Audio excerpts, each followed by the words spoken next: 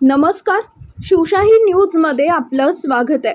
शेतकरी आणि शेतरस्ते हे नातं जितकं जिव्हाळ्याचं आहे तितकंच ते वादाच्या भोवऱ्यात अडकलेलंही असतं. पण आता शेतकऱ्यांच्या या लढाईला कायद्याची धार मिळणार आहे. छत्रपती संभाजीनगरमध्ये पार पडलेल्या एका विशेष बैठकीत उच्च न्यायालयाच्या तज्ज्ञ वकिलांनी शेतरस्ता मिळवण्यासाठी नेमकं काय करावं यावर महत्त्वपूर्ण मार्गदर्शन केलंय. पाहूया आमचे वैजापूर प्रतिनिधी अनिल सूर्यवंशी आणि फुलंब्री प्रतिनिधी तातेराव बनसोडे यांचा हा विशेष रिपोर्ट. छत्रपती संभाजीनगरमधील सुभेदारी शासकीय विश्रामगृहावर नुकतीच महाराष्ट्र राज्य शेत व शिवरस्ता चळवळीची विशेष सभा पार पडली. वर्षानुवर्ष रस्त्याअभावी शेतीची मशागत आणि मालवाहतुकीसाठी पायपीट करणाऱ्या शेतकऱ्यांच्या प्रश्नांना कायदेशीर दिशा देणं हा या सभेचा मुख्य उद्देश होता. या सभेला प्रमुख मार्गदर्शक म्हणून मुंबई उच्च न्यायालयाच्या औरंगाबाद खंडपीठातील सुप्रसिद्ध वकील ॲडव्होकेट प्रतीक्षा काळे उपस्थित होत्या. यावेळी त्यांनी स्पष्ट केलं की शेतरस्ता हा केवळ सोय नसून तो शेतकऱ्यांचा मूलभूत अधिकार आहे. शेतरस्ता मिळवण्यासाठी कायदेशीर अर्ज कसा असावा, अर्जात कोणत्या तांत्रिक बाबी असाव्यात आणि कुणी अडवणूक केली तर कायद्याचा आधार कसा घ्यावा याचं ज्ञान प्रत्येक शेतकऱ्याला असणं गरजेचं आहे. या चळवळीचे प्रणेते शरद पवळे यांनी यावेळी चळवळीच्या आजवरच्या संघर्षाचा आढावा घेतला. लोकप्रतिनिधी आणि शासनाकडे केलेल्या पाठपुराव्यामुळे शेतकरी हिताचे अनेक कायदे प्रत्यक्षात आले असल्याचं त्यांनी आवर्जून सांगितले. या सभेला केवळ संभाजीनगरच नाही तर जालना, जळगाव, नाशिक, हिंगोली, अहिल्यानगर आणि पुणे जिल्ह्यातूनही रस्ता लाभार्थी शेतकरी मोठ्या संख्येनं उपस्थित होते. राज्य उपाध्यक्ष नाथा शिंदे पाटील यांनी कार्यकर्त्यांना प्रशासकीय अडचणींवर मात करण्यासाठी प्रोत्साहित केले.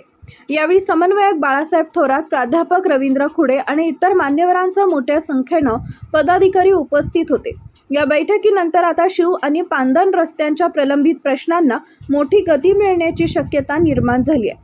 नक्कीच कायद्याचं ज्ञान आणि चळवळीची ताकद एकत्र आली तर वर्षानुवर्ष अडकलेले शेत रस्त्यांचे प्रश्न मार्गी लागतील असा विश्वास आता शेतकऱ्यांमध्ये निर्माण झालाय. आज सगळ्यात महत्त्वाचं शेतीला रस्ता हा शेतकऱ्याचा हक्काचा रस्ता आहे आणि पिकवलेला माल बाजारपेठेमध्ये शेतकऱ्याला पोहोचवता आला पाहिजे.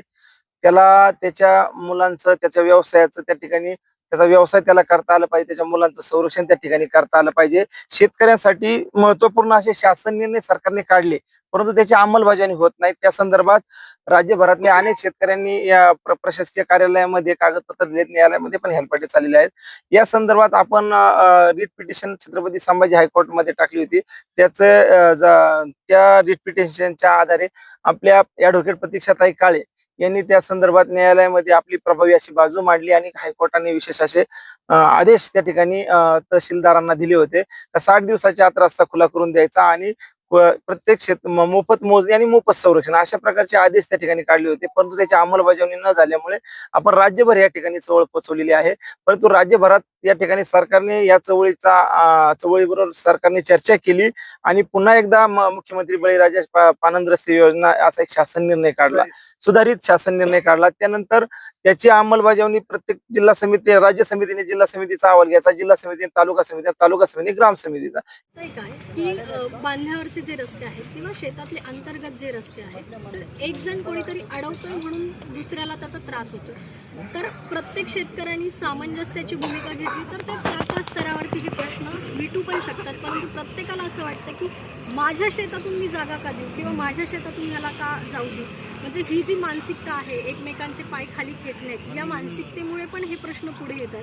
परंतु हे प्रश्न पुढे आल्यानंतर कोणीच म्हणत नाही की मी चूक आहे किंवा माझ्याकडून काहीतरी चुकी होते किंवा मी 2 पावलं मागे येतो म्हणजे समोरच्याला त्याचा काहीतरी फायदा होईल. त्यामुळे खरं तर आपल्याला हे प्रश्न घेऊन कोर्टात जावं लागतं आहे किंवा तहसीलदारांसमोर जावं लागतं आहे. जी काही कायद्याने बांधून दिलेल्या चौकटी आहेत त्या चौकटींमध्ये जावं लागतं आहे.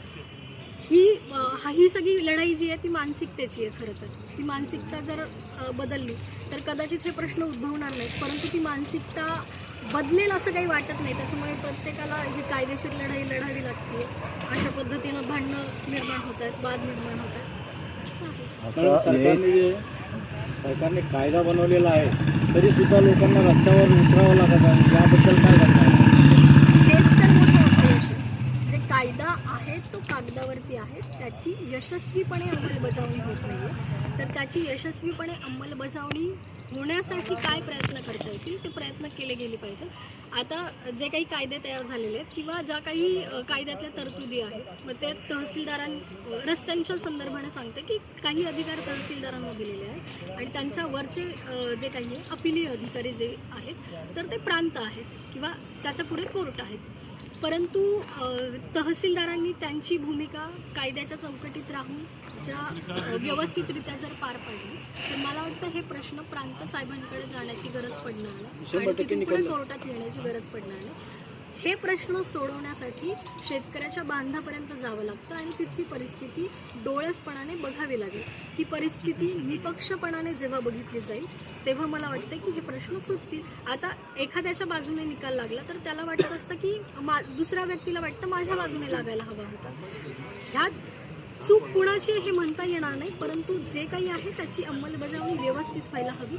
सगळ्यांच्याच बाजूने व्यवस्थित अंमलबजावणी झाली तर प्रश्न लवकर मार्गी लागतो.